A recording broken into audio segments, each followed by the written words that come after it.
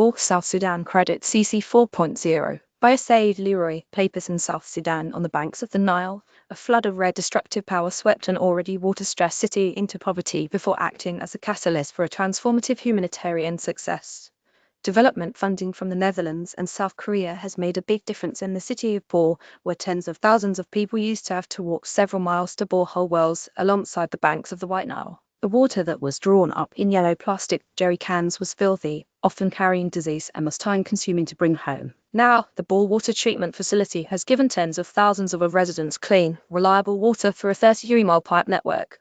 The network supplies 28 community water kiosks, 764 households, 7 schools, and a hospital, totaling around 98,000 people.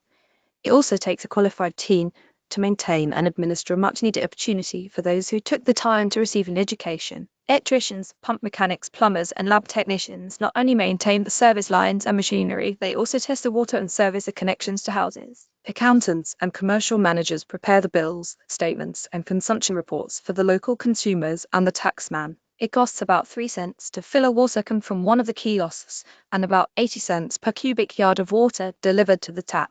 In 2020, Bore was hit by a particularly massive version of the Nile's famous flood, displacing 380,000 people. It substantially degraded the already modest water supply. Disease festered and thousands of labor study hours were lost retrieving water from other places.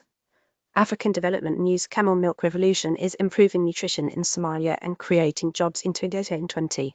The major flood emergency really eroded the infrastructure, including the water supply system, and that left the community hugely vulnerable to waterborne diseases. The Wadros Mulugeta, UNICEF chief of water, sanitation and hygiene in South Sudan, told The Guardian, whose reporters visited the town. Great aid stories. New mosquito nets prevent millions of malaria cases in insecticide-resistant areas, so the initial phase of the project started as a humanitarian, critical emergency response. Then there was a strategic shift to finding long-term, durable solutions to the water supply. This transformational project that allows farmers to irrigate year-round and children to stay in class rather than return home to fetch water cost them easy of 0.4 million, or around 2.0 per person a return, which in the often bloated and inefficient aid sector would be considered an absolutely sterling result.